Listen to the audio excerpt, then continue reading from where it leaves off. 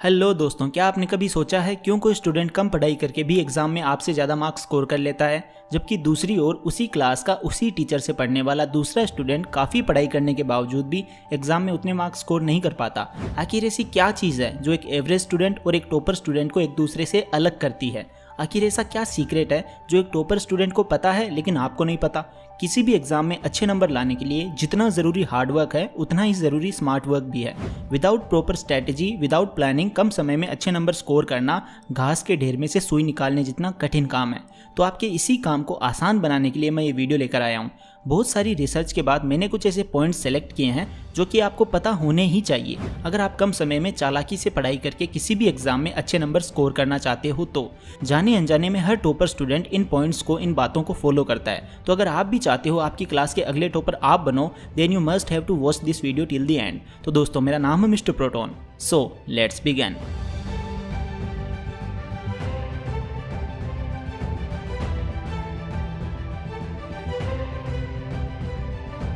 Number 5, start from the basics. दोस्तों, आप लोगों ने तो सुना ही होगा कि नींव जितनी मजबूत होगी इमारत उतनी ही मजबूत बनेगी।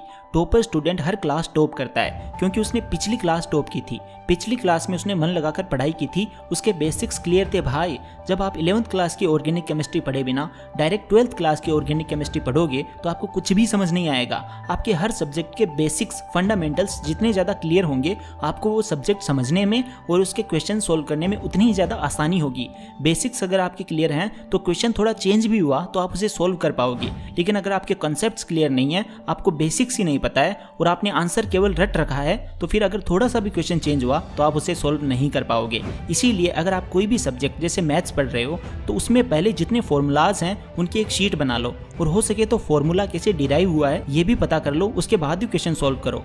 बेसिक्स अगर आपके क्लियर होंगे तो आपको कोई भी सब्जेक्ट पढ़ने में मजा आएगा, इंटरेस्ट आएगा और चीजें रटनी नहीं पड़ेगी, काम आसान हो जाएगा। कई बार आप देखते हो टीचर जब क्वेश्चन पूछता है तो जिस बंदे ने पिछली क्लास टॉप करी थी वो जल्दी से आंसर दे देता है और आप नहीं दे पाते हो क्योंकि उसके बेसिक्स क्लियर हैं, उसने पिछली क्लास टॉप की थी, कड़ी से कड़ी जुड़ी हुई होती है। आज पहले चैप्टर में जो आप पढ़ोगे वही कॉन्सेप्ट आगे के चैप्टर में भी यूज होगा। Number 4, study in variety of ways. दोस्तों, किसी एक ही टॉपिक को पढ़ने के एक से अधिक तरीके हो सकते हैं। महान न्यूरोलॉजिस्ट जूडी विलिस के द्वारा 2008 में की गई एक रिसर्च में पता चला है कि डिफरेंट मीडिया हमारे ब्रेन के डिफरेंट पार्ट को एक्टिवेट करते हैं। किसी भी चीज़ को याद करते समय आपके ब्रेन के जितने ज़्यादा पार्ट एक्टिव होंगे आप उतना ही आसानी से उस चीज़ को याद कर पाओगे। जूडी विलिस अपनी रिसर्च में बताते हैं कि पढ़ते वक्त किसी भी टॉपिक को समझने के लिए आप मल्टीपल वेज का उपयोग कर सकते हो, जैसे कि आप उस टॉपिक के नोट्स पढ़ सकते हो, उस टॉपिक का यूट्यूब पर वीडियोस देख सकते हो, उस टॉपिक की इंफॉर्मेशन का एक ऑडियो बना के आप उसे बार बार सुनकर याद कर सकते हो। जब आप एक ही चीज़ को, एक ही टॉपिक को अलग अलग तरीके से याद करने की कोशिश करते हो तो इससे आपके ब्रेन के न्यूरॉन्स की संख्या में वृद्धि होती है और अगली बार जब भी आप पढ़ने बैठो तो इस टिप को फॉलो जरूर करना। Number 3, analysing previous year papers and demand of examination before jumping in preparation. दोस्तों, ये पॉइंट बहुत ही ज़्यादा इंपॉर्टेंट है। Always remember 80% of the questions comes from 50% of the syllabus. आप मुगल शासक बाबर से ये सीख ले सकते हो कि जब भी वो युद्ध भूमि में यानी बैटल फील्ड में जाते थे तो वो युद्ध भूमि का मुआयना करते थे।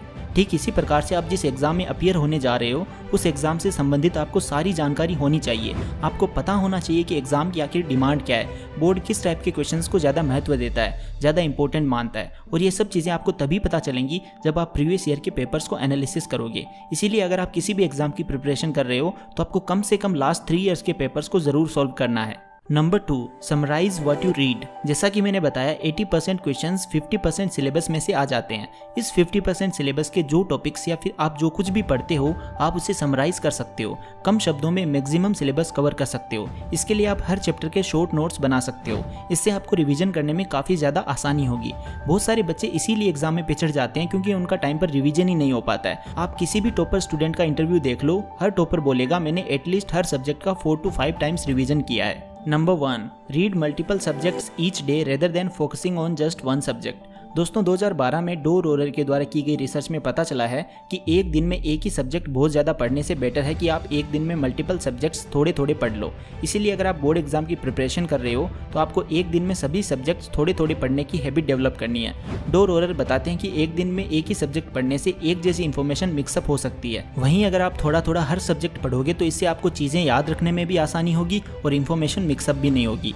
तो दोस्तों अब इस वीडियो को समराइज करते हैं। सबसे पहले तो आपको हर सब्जेक्ट के बेसिक्स पता होने चाहिए। इसके बाद आपको प्रीवियस ईयर पेपर्स चेकआउट करने हैं, शॉर्ट नोट्स बनाने हैं, एक दिन में मल्टीपल सब्जेक्ट्स पढ़ने हैं और टाइम टू टाइम रिवीजन करना है। अगर आप इस वीडियो में बताई गई बातों को फॉलो करते हो तो आपकी क्लास के अगले टॉपर आप होंगे। आपको इस वीडियो में बताई गई कौन सी बात सबसे अच्छी लगी हमें कमेंट बॉक्स में ज़रूर बताएं। So thank you so much for watching this video. Take care, love you all and all the best.